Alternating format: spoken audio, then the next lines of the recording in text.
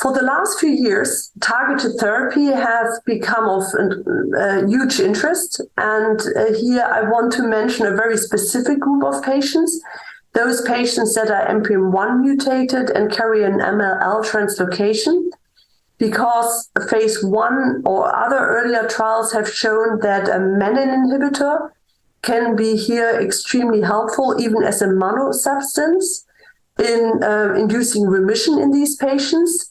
And it is a targeted therapy because it only works in those patients that depend on menin. And these are the patients that carry the NPM1 mutation, which is a large patient group in AML, and also patients with MLL translocation, which is a little bit smaller group of patients. But all taken together, it's a significant amount of patients that can potentially benefit from this combination. And as I said, we have early trial results that are promising, but now we are looking forward to more advanced trials that will look at the relapse refractory setting also in combination with other drugs. And I think that will be an important development. Then other substances, as far as targeted therapy, obviously are FLT3 inhibitors. We already have Gilteritinib. It's EMA and FDA approved, and it's an important substance. But there are obviously also other developments in combination with other drugs. So, for instance, combining Gilteritinib with Aza-Ven for the relapse refractory FLT3 ITD-mutated patients. And we also need to mention that there are other FLT3 inhibitors on the horizon and in development.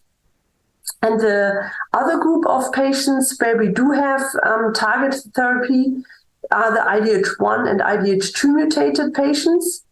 And here we do have results for Ivosidenib and Enasidenib, but we also have a novel IDH1 inhibitor, Ivosidenib, and here I think we have also seen encouraging results. The question for me is monosubstance enough, or would it not be better strategically to combine these agents with other agents, such as, for instance, Aza-Ven in those patients that are venetoclax naive, or other combinations? And that being said, there are also kind of substances where we had huge hopes for, and we were kind of disappointed with phase 3 trials. An example is Makrolumab, which is an agent that overcomes the don't eat me signal of cells, the CD47. And here we've seen very encouraging results in early trials, phase 1 and phase 2 trials. But the phase 3 trials were not as encouraging. So that's why the substance is unlikely to play a major role in AML therapy in the future. But we may not forget that there's also the development of other immunotherapies. So BiTEs, for instance, are example, or CAR T-cell therapies.